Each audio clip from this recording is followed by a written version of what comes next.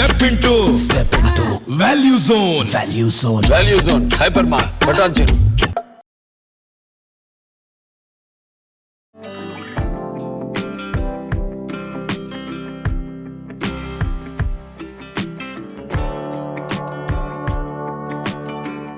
Welcome to Suman TV. Simple and easy sweet ఒకటి చేసుకుందామండి. Bread మిగిలిపోయినప్పుడు చేసుకోవచ్చు, బ్రెడ్ మిగిలితే, లేదా పంచదార పాకం మిగిలిపోతుంటుంది ఒక్కొక్కసారి, అలాంటప్పుడు కూడా చేసుకోవచ్చు. ఈ ఏమీ మిగలవు, మనం చేద్దాం అనుకుంటాం ఒక సింపుల్ స్వీట్. ఎవరైనా గెస్ట్లు ఉన్నప్పుడు, పార్టీస్ ఉన్నప్పుడు చాలా బాగుంటుంది. లాస్ట్ టైం ఒక వెరైటీ డబల్ కా మీఠాలో పాలు వేరు పంచదార పాకం వేరుగా చేసి ఓ వెరైటీ చూపించాం. కొంచెం చిన్న చిన్న మార్పులతోటి ఇంకొక రకంగా డబల్ కా మీఠా. ఈ బ్రెడ్ మనకి కొంచెం ఆరిపోయిన బ్రెడ్ అయితే బాగా కంఫర్టబుల్గా ఉంటుందండి.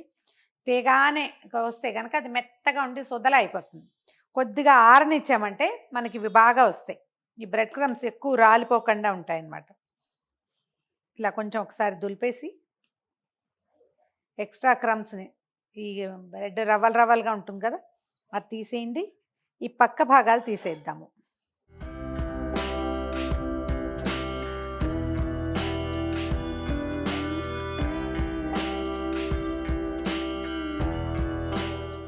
ఒక్కో స్లైస్ని 4 ముక్కల కింద కట్ చేసుకుందాం. వీటిని కూడా ఒకసారి దులిపేసి వేయించుకుంటే బాగుంటుంది. లాస్ట్ టైం నేతిలో జస్ట్ కొంచెం షాలో ఫ్రై లాగా చేసామండి. ఈసారి డీప్ ఫ్రై చేద్దాం. ఇది మొన్న మధ్య వచ్చిన ఒక చెఫ్ ఒక ఆయన ఇంట్లో ఏదో చిన్న పార్టీ పెట్టుకున్నప్పుడు పిలిస్తే తను చేశాడనమాట. ఆయిల్లోనే ఫ్రై చేశారు. అయితే సన్ఫ్లవర్ ఆయిల్ పెట్టారు. నేను నెయ్యి అయితే బాగుంటుంది కదా అంటే, అమ్మ అంత నెయ్యి ఇస్తే ఇవ్వండి అన్నారు. మీ ఓపిక. ఒక పావు కిలో నెయ్యి పెట్టి కనుక చేయగలిగితే చాలా బాగుంటుందండి. వాసన మంచి రుచిగా ఉంటుంది. లేకపోతే మనం రిఫైన్డ్ ఆయిల్లో కూడా చేసుకోవచ్చు. స్టవ్ మీద నూనె పెట్టానండి. పక్కనే పాలు కూడా ఒక 1/2 లీటర్ కంటే కొంచెం ఎక్కువనే, ఒక 600 ml ఉన్నాయనుకోండి. పాలు పొయ్యి మీద పెట్టేసాను. ఇవి కొంచెం బాగా మరగ్గాచుదాము. ఇందులో ఏం చేద్దామంటే ఒక అరకప్పు పంచదార కూడా వేసేద్దాం. మీగడ కట్టినా ఏం పర్వాలేదండి. నిదానంగా పంచదార కరిగిపోతుంది, ఈ పాలు చిక్కబడిపోతాయి.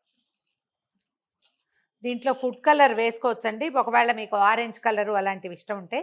నేను పెద్దగా ఫుడ్ కలర్స్ వేసే రకాన్ని కాను, పెద్ద ఇష్టపడను. ఈ కుంకుమ పువ్వు ఉంది, కొంచెం పాలల్లో వేసి పెట్టాను, చివరికి వేసుకుందాం.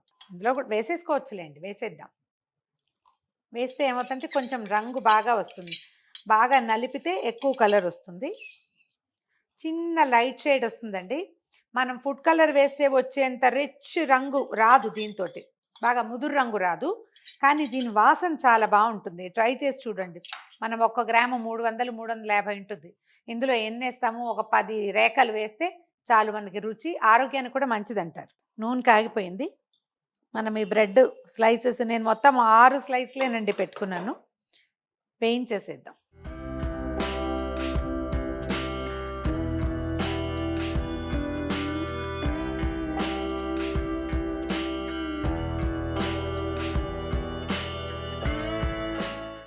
ఎర్రగా వేయిస్తే బాగుంటాయి.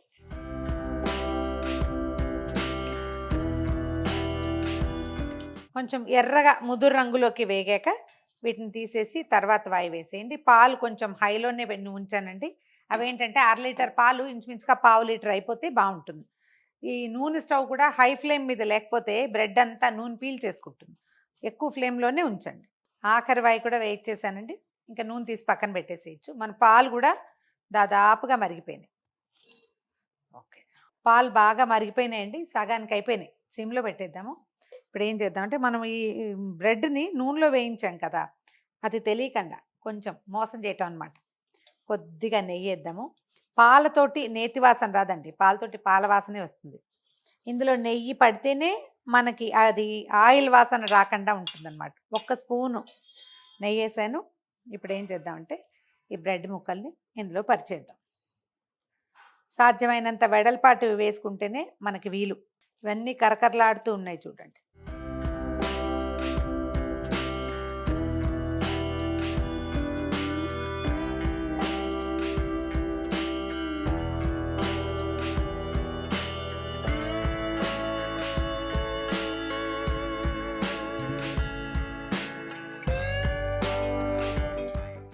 ఈ తీయటి చిక్కటి పాలల్లో బ్రెడ్ని ఉడకనిద్దాం.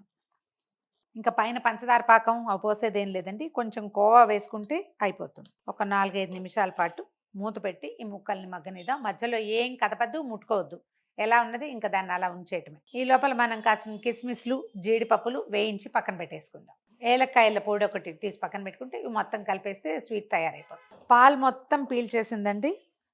ఏదైనా ఒక ముక్క తడవలేదని అనుమానంగా ఉంటే ఉన్నా పర్వాలేదు, బాగానే ఉంటుంది. ఏం చేద్దామంటే కొంచెం కోవా, పచ్చి కోవాని దీని మీద చల్లేద్దాం. ఈ వేడికి అది కరిగిపోతుందండి. కోవా వేస్తే ఎక్కువ రుచిగా ఉంటుంది.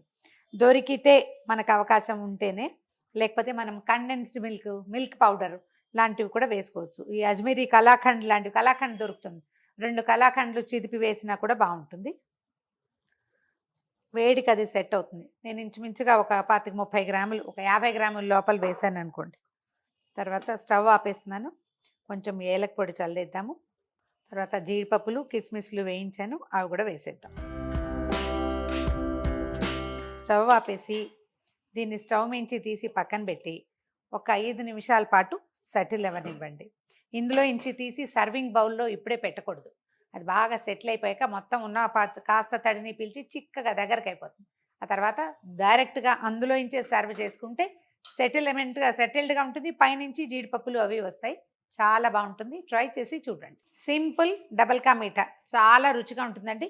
కాకపోతే డబల్ కా మీఠా తింటే డబల్ కా మోటా అయిపోతాంట. తరచుగా తినద్దు. ఎప్పుడైనా ఒకసారి ఏదైనా ఫంక్షన్ ఉన్నప్పుడు, ఫ్రెండ్ సర్కిల్లో మనం ఏదైనా స్వీట్ చేసి పట్టుకెళ్లాల్సి వస్తాను చూడండి, అప్పుడు ఇది చాలా తీసుకెళ్ళక్కర్ల. కొంచెం తక్కువ చేసినా ఎక్కువ మందికి సరిపోతుంది. ఎందుకంటే చాలా తీయగా ఉంటుంది, హెవీగా ఉంటుంది. ఎక్కువ తినరు, కొంచెం తింటారు. ఎక్సలెంట్గా ఉందండి. ట్రై చేసి చూడండి. కోవా లేకపోయినా ఏం పర్వాలేదండి, పాలు హోల్ మిల్క్ తీసుకోండి, సరిపోతుంది. ఈ వీడియో కనుక మీకు నచ్చినట్లయితే లైక్ చేయండి, షేర్ చేయండి. మరిన్ని ఇంట్రెస్టింగ్ వీడియోల కోసం సుమన్ టీవీకి సబ్స్క్రైబ్ చేసుకోండి.